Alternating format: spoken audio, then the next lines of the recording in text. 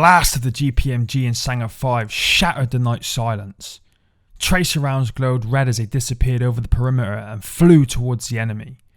"Contact! Contact! Contact!" yelled Corporal Sean Halesby. "Stand to!" Marines left and right were grabbing body armour and helmets, kicking over cups of tea, snatching up their weapons and charging for the perimeter. My heart started pounding in my chest with excitement. Shit, this isn't a drill, I thought to myself. I ran the 40-metre sprint to my post in Sanger 4, pounding up the small hill. There was a loud zip and a crack just a few metres above my head. It was the first time in a real situation that I'd heard a lead wasp, the unmistakable sound made by a round passing within a few feet of your head at supersonic speed. My brain took in the fact that live ammunition was flying by just a couple of inches away from my head, but I ignored it. I was too busy and filled with adrenaline to worry about it.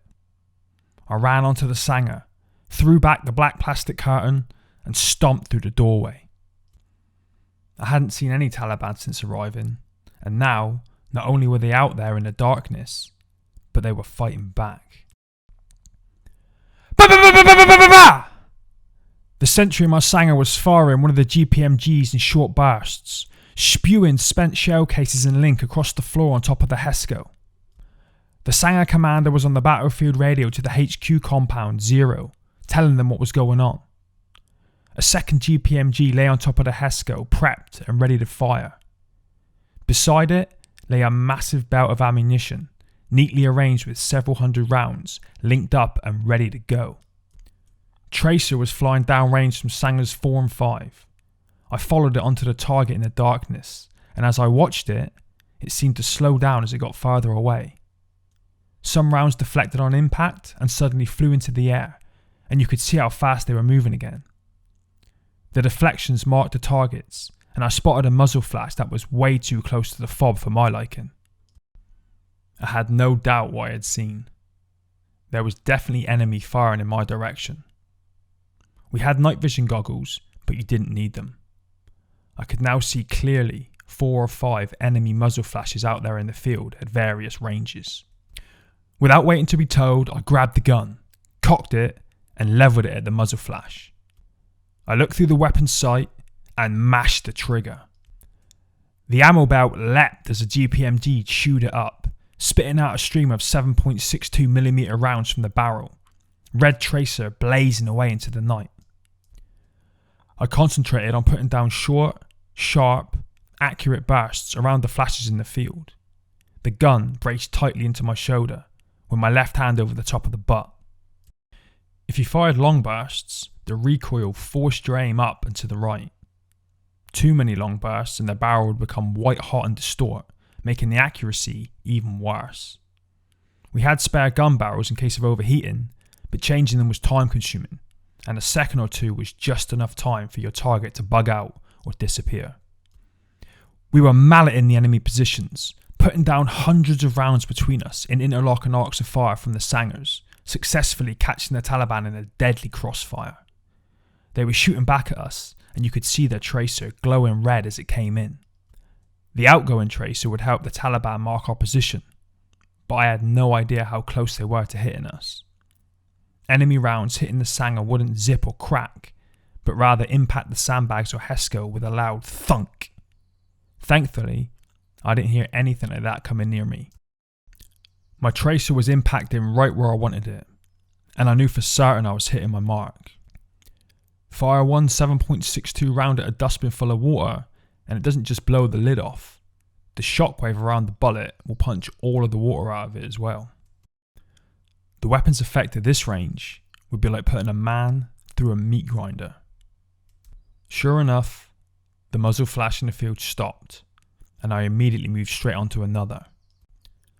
One by one, the muzzle flashes died out, and the field reverted back to darkness.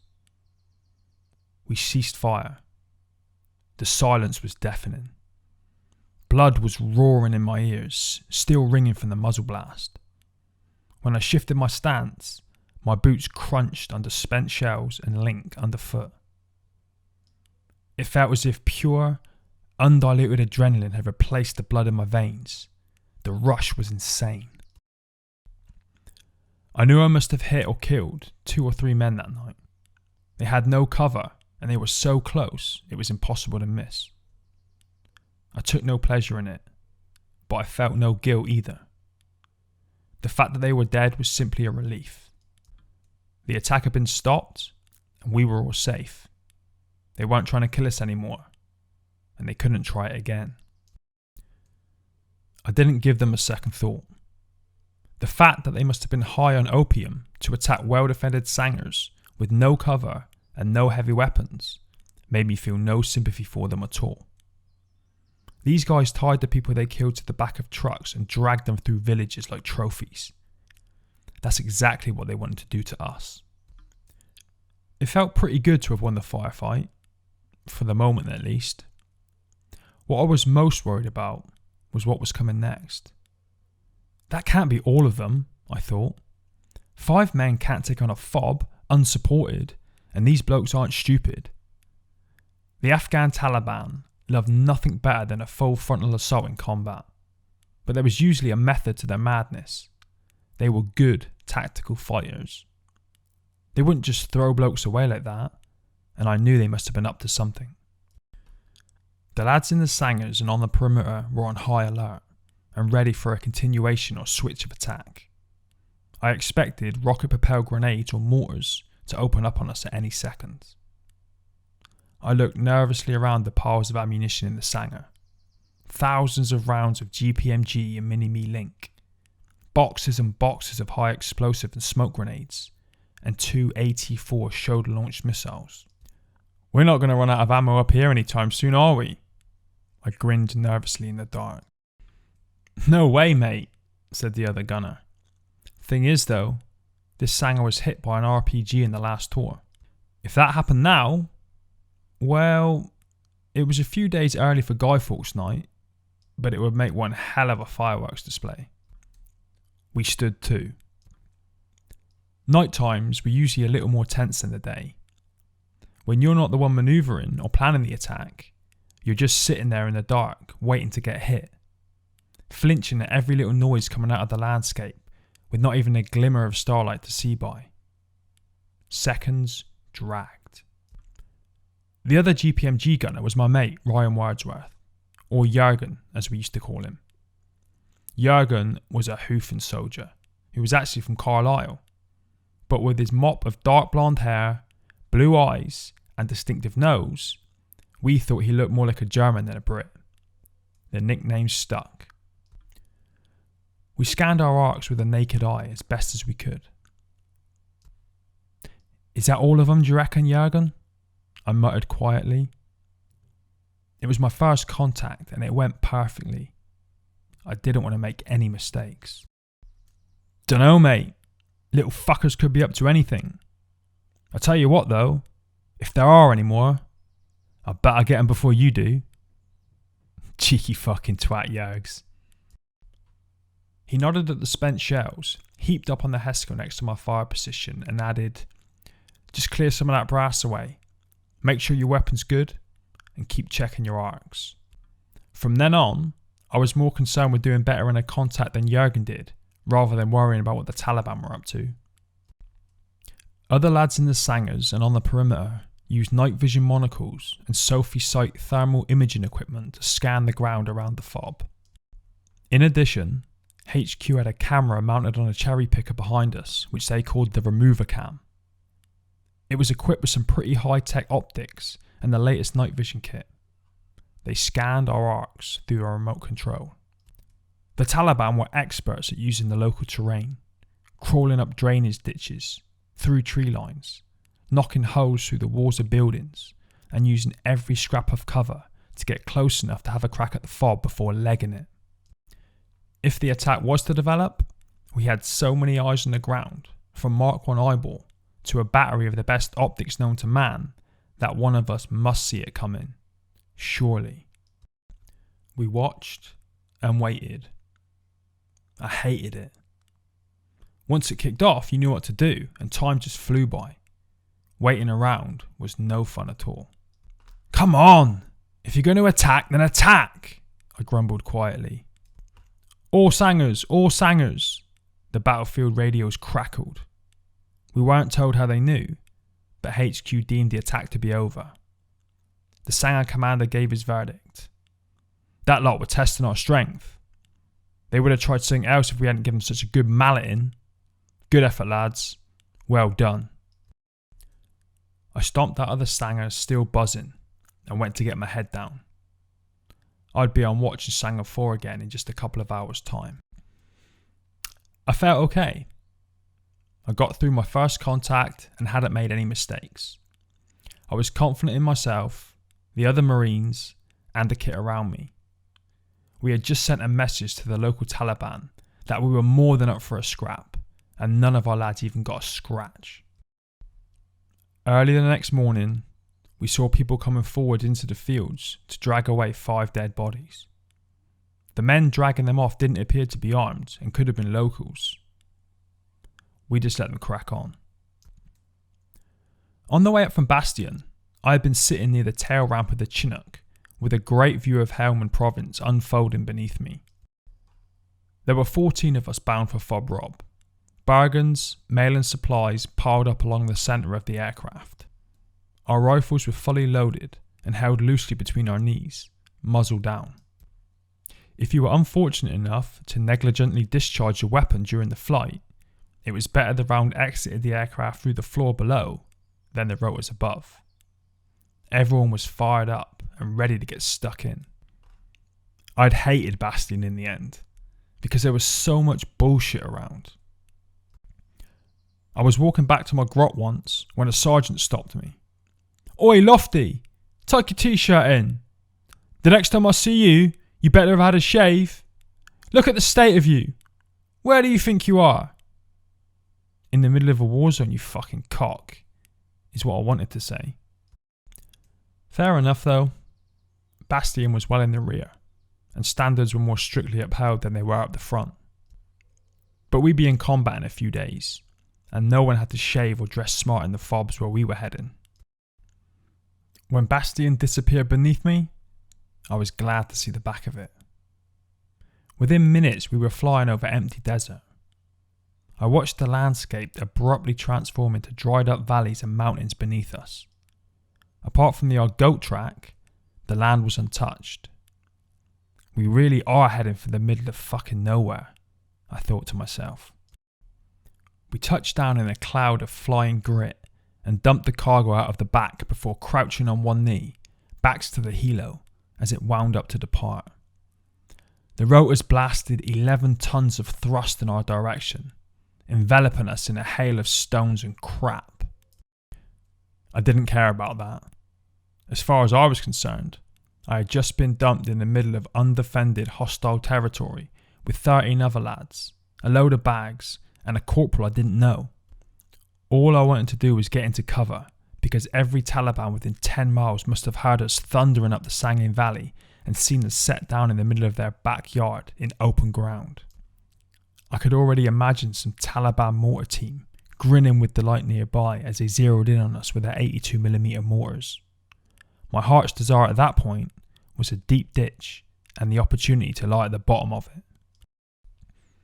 As the dust cleared, a hairy, bare-chested bootneck, wearing shorts and flip-flops, grinned at us through a pretty awful-looking Tortash. Add to that the fact that he was also sporting some pretty large pork chop-style sideburns, and this guy looked like he'd just stepped out of a 1970s porn movie. The RSMs back at Bastion would have had a coronary looking at this guy. "Welcome to Fob Rob," he chuckled. "Grab your stuff and follow me." The fob's perimeter was made of Heskel, an oval shape like a giant kidney. It was about a quarter of a mile from the top to the bottom and half a mile across from east to west. The HLS was located on the southern edge just inside the perimeter. It was huge for a fob. Set on a slope dominating the highest ground just outside the local village on Route 611, a single-lane dirt road. The base controlled a section of the main supply route about 7 kilometers south of Sangin town, the Taliban stronghold. 3 Pinscour trucks and trailers had come to collect us from the HLS, as well as the fresh supplies that came with us. After a quick brief at the HQ tent, we threw our stuff in the back of a brightly coloured Afghan jingly truck, which drove us down to the western end of the base to a compound of mud buildings that was home to Echo Company, 40 Commando, Royal Marines. A company normally has more than 100 blokes in it. Echo Company, on our arrival, had 20. We made it up to 34, so they were pleased to see us. Where anyone got off calling us a company, I have no idea. We were barely up to troop strength. No wonder they wanted more lads out here. Echo Company's little compound was made up of an old mosque and its outbuildings, about 40 feet inside the perimeter, directly behind the main gate. At first, I wasn't too pleased. My thinking being that any attempt to breach the perimeter would come through that gate, and we'd be the first people the Taliban said hello to if they got inside. The gate itself didn't inspire confidence either. It was basically a load of boards bolted together to form 2 sections about 8 feet long and 5 feet tall. They weren't even on hinges. Each of the barriers had a load of razor wire coiled along the top, but the edge of the gates only came up to chest height. The handles of a couple of entrenching tools had been fixed to each barrier, allowing the sentries to drag them into position. Closed up, the gates formed a shallow V with a tip pointing into camp. The last man in off a patrol was responsible for closing the gate. The last 20 metres into the camp formed the steepest part of the hill, so you'd be hot, sweaty, and weighed down with kit. Dragging them close behind you single-handed was a pain. Plus, everyone would be watching you to see if you could manage it, so you'd be struggling not to let anyone know how much of an arseache it actually was. There was talk of getting a bunch of Gurkha engineers to fix up proper gates with hinges. It never happened. The Echo Company compound was a good spot in other ways though. There were so few of us that there was plenty of room for a start. The mosque was about 50 feet long and 15 feet wide. A single-storey building about 8 feet high, with rendered clay brick walls 2 feet thick. The walls were more than enough to stop Taliban small arms and shrapnel, and I patted the clay in appreciation. It felt solid. The windows were fitted with intricate wooden lattices carved with Islamic geometric shapes that had been boarded up on one side to stop the dust from getting in. I looked at the flat surface of the clay-rendered ceiling inside. There were holes in the roof here and there that the lads had covered with ponchos to keep the rain out. I wonder what's holding that lot up, I thought to myself. Whoever built it probably didn't have rockets or mortars landed on the roof as part of their brief. I kicked the worry aside and turned my attention to the deluxe mozzie net that they had issued me with. Hoofing. It was more like a 2-man tent than a net. One compartment for my cot and another for all my admin. Sweet. By the end of the tour, lads would be packed into this room so tightly that their cots would line both walls 18 inches apart with a 2-foot walkway down the middle of the room. For now though, it wasn't bad at all. I didn't know any of the lads here, and we hadn't even started to get to know one another when we were marched outside to be allocated to Sangha watches and meet the Sangha commanders. I was pleased when I saw that mine was Corporal Helsby, because I knew him. We had been through training at Limpson at the same time and served in Iraq together. I'd taken a year out in Civvy Street and re-enlisted since then, while Sean carried on. From Manchester originally, Sean was a bit shorter than me at around 5'10", but he was mega fit. The good thing about Sean is that he was a natural leader. He never had to raise his voice, lose his temper or bollock people to get things done. The lads just didn't want to let him down. Sean wasn't the kind of bloke to let shit roll downhill. If we messed up, we knew we had earned him a bollocking from the troop striper at HQ, but he'd never let us know about it. He would just seem perplexed that you'd behave like a dickhead when he knew you were capable of being so much better. It was almost like when you were a kid and your parents told you that they weren't mad with you, they were just disappointed. The other thing was his judgment. It seemed to be spot on nearly all of the time. I never had any worries about going out on patrol with him. He made you feel safe. You felt that if shit hit the fan, Sean would be able to sort it out, do the right thing, and get you out alive. In short, I would have followed him pretty much anywhere. Sean was in charge of Sanger 4, and a couple of us had just been assigned to his section. Great, I thought. Right next to that RPG magnet of a gate. Right, lads, said Sean, laying out a map of the fob. Sanger 4 has the main arcs covering the approach to the gate. You've got the Afghan National Army in the compound inside the perimeter to your left. There were groans. Less of that, Sean went on. They've got a decent set of NCOs keeping them in line, and they're not too bad at present. Except on Thursday afternoons, said someone. And some of the lads laughed knowingly. This was a time each week when some of the Afghans liked to slope off, get stoned, and enjoy other unspeakable practices. Never mind that, added Sean. The 50 cal HMG is on the roof of their compound and manned by our lads, covering arcs to the southwest. Sanger 3 is the other side of the gate on your right. You'll be in pairs during the night and on your own during the day on 2-hour watches. It's hard graft, but the Sangers are key to the defence of the fob. We've got to stay alert and keep a good watch. The boss will want to know about anything that moves out there. When the order comes to engage, we need to be on top of our drills and have all of our weapon systems in order. I noticed he said when, not if, we were ordered to engage, and felt a buzz of excitement. Echo Company had 4 Sangers to man around the clock with 34 men. That meant 2 hours on and 3 to 5 hours off, day and night. Sean took us up to our Sanger, a single layer of Heskell built in a square with a sandbagged roof on top of a small hill next to the gate. The northern and western sides were open, and these were our main arcs. Off to the north, the 611 disappeared up to Sangin. To the west, the ground sloped steeply away into the green zone of fields and trees. The Helmand River wound its way down the valley, running roughly parallel to the road. Directly to our west, a village of 1 and 2 storied mud-walled buildings were built up along the riverbank. Apart from the odd motorbike, the village could have come straight out of the Bible. To the south and the east, the Sanger had smaller windows, but we weren't expected to fight from these. We would have had to shoot across the inside of the base to do so, and that was a big no-no.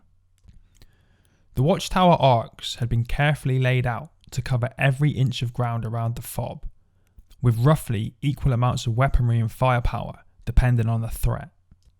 There were no chairs. You stood 2 against the Heskell for the duration of your watch. Some of the lads, who had been at the fob for a while, told us horror stories about Afghans sneaking up and posting grenades over the gate at night. It was a weak point in the fob's defence for sure. I had to think about it, but the stories didn't really bother me. I couldn't see anyone getting close enough to the fob unless we wanted them to. If they tried to charge the gate with a car or a truck bomb, the Sanger's GPMGs would take the drive route in seconds. Or the 50 cal heavy machine gun would melt the vehicle's engine block before it even got close. There was more than enough firepower to fend off a human wave of suicide bombers, and the Taliban didn't have the manpower for that. Their only option, I reckoned, was to try and sneak up close for a surprise attack. But as long as the sentries stayed awake, there was no way that was ever going to happen. Nah, there was no way any Taliban could get through that gate. I plodded back to my grot to go and relax. 0, this is Sanger 4. Message, over. Sanger 4, this is 0. Send, over. 3 times suspicious packs approaching from the main gate. One male carrying a package. One male waving a handkerchief. Over. Roger that. Keep eyes on. Do not engage. Out. You could hear what was in the suspicious package from about 100 meters away. It was a baby, howling in pain. The 3 adult males made a pathetic sight, weeping and wailing. They were obviously very distressed at the state the child was in. I cocked the GPMG and covered them as they approached the camp. It was obvious these blokes wanted help, but we were nervous. It could be a trick. We called an interpreter up to the main gate to see what was going on. It was obvious that the baby had been badly hurt, but it wasn't clear how. The Terp babbled away in Pashto as the 3 men gestured pleadingly with their arms. Then he explained. They say the baby has been scalded very badly. It has pulled a pot of boiling hot water over itself by accident. They want us to help the baby. It is very badly injured. One of the men unwrapped part of the cloth bundle to show the poor little kid's burned body, all red and blistered. It must have been in agony. The burns looked very bad. I watched from the Sanger as the infant screamed in distress a few meters away, clearly in a lot of pain. I didn't want to help. I thought it might be a trap, and the possibility was making me think. Go away! Stop the screaming! Go home! In that moment, I realised how much Afghanistan was already affecting me without me even noticing, in just a few short weeks. A civvy would look at the situation and it would be a no-brainer. Poor kid, get the medic down here, treat that baby, now. It's the only humane reaction. If you responded any other way, how can you hope to win over the hearts and minds of the local people? In any other country, I'd have been thinking the exact same thing. But this was Afghanistan, and we were living in a different reality. Out here, compassion might be a stupid and dangerous reaction. The Taliban would pour a pot of boiling water over a baby in a heartbeat if they thought it would get a suicide bomber within our perimeter. If they could take out 5 or 6 of us, it would be well worth it in their minds. That's the way you had to think over there, because that's the way it was. The Afghan man doing most of the talking was obviously the kid's father. I didn't understand one word of Pashto, but I could tell he was pleading for his son's life. I softened up a bit. He seemed genuine. But we were all still jumpy. The baby's howls, the adults weeping, it was a very tense situation. If the 3 of them were strapped up with explosives, we were in deep shit. We opened the gate and thoroughly searched the men. We took them in and a couple of the lads escorted them to the sick bay where the medics treated the baby. They cleaned the wounds, injected antibiotics and morphine, then handed out dressings and antiseptic creams. The baby was in a bad way, with first-degree burns covering most of its body. The medic's main concern was to ease its pain. He knew its chances of survival weren't good. We covered the group as they left. I kept them in the sights of my GPMG all the way back down the hill until they disappeared into the village. Looking back on it, I think they were genuine, and we did what we could to help. You've got to hope that the Taliban wouldn't think it was worth scolding a baby so horribly just to get inside the fob. They couldn't want a plan of our accommodation and equipment within the perimeter badly enough to be that brutal. Surely. Whoomp! The ground heaved. Clouds of dust drifted down from the mosque ceiling, and chips of clay render fell off the walls and rattled onto the deck. What the f... Incoming! Yelled Jurgen. The shelter! Quick! I leapt off my cot. My adrenaline spiked and I piled on my body armour and helmet. Shit! I was wearing flip-flops. I started putting on my boots. Rammers, come on! Ah, fuck it! I sprinted out of the mosque and ran at full tilt 10 yards across the compound into the shelter. A 2-storey Haskell shack, topped with railway sleepers, piled up with sandbags on top. The lads were piling in. What the fuck was that, I asked? A mortar? No, Rammers. You can hear a mortar whistling towards you before it hits. That was a Chinese rocket, I reckon. 107mm. They make much more noise as they come in. Sounded quite close. Yeah, it was. It landed near the bogs. Let's just hope no one was turfing one out just then. I looked around at the shelter. I felt helpless, but was trying not to show it. The Hesco would soak up a lot of the damage, but a direct hit? I looked at the sleepers up top. We were sitting underneath tons and tons of sand and gravel. If it was brought on top of us, it would bury us alive. This was not the glamorous warfighting I'd come out here for. Sitting in a gloomy shelter, no way to fight back, waiting for the sleepers to collapse in a ball of flames, shrapnel and rock. What was I doing here? I got a grip on myself. There's nothing you can do about it. Just chill out, I told myself. The Taliban can't aim those rockets to save their lives. It'd be a 1 in a million if they managed to hit us in here. Slowly, I got over the shock and composed myself. We were all in it together, and none of the other lads looked too bothered by it. I listened to the others talking bollocks, winding each other up and cracking jokes as we sat shoulder to shoulder on benches lining the walls of the shelter. We had to wait for a soak period to pass, and then the all clear was given. Right lads, up wide awake, let's go, ordered Sean. It was dark. The rocket had came in at about 8 p.m, just after we'd finished our scran. It was a 107mm, just as Jürgen had said. There had been no follow-up attacks, but now we had to begin a sweep of the area around our compound to look for any unexploded mortar or rocket rounds that had come in. We found the 107 shell lying about a metre behind a row of 5 Thunderbox toilets. We checked each cubicle, because anyone using them at the time could have been seriously injured. They were all empty. Good. No one wants to die like Elvis. The lads seemed pretty pleased with the rocket case. It was almost a metre long and all torn up at the explosive end, and it made quite a good trophy. We had a 2-burner gas ring on a trolley just outside the mosque under the shade of a cam net, where we could all hang out, make a wet, and heat up water in a kettle to warm our foil bag ration packs, so we hung it up there. Nice try, but not good enough. The next morning, we examined the impact site in daylight.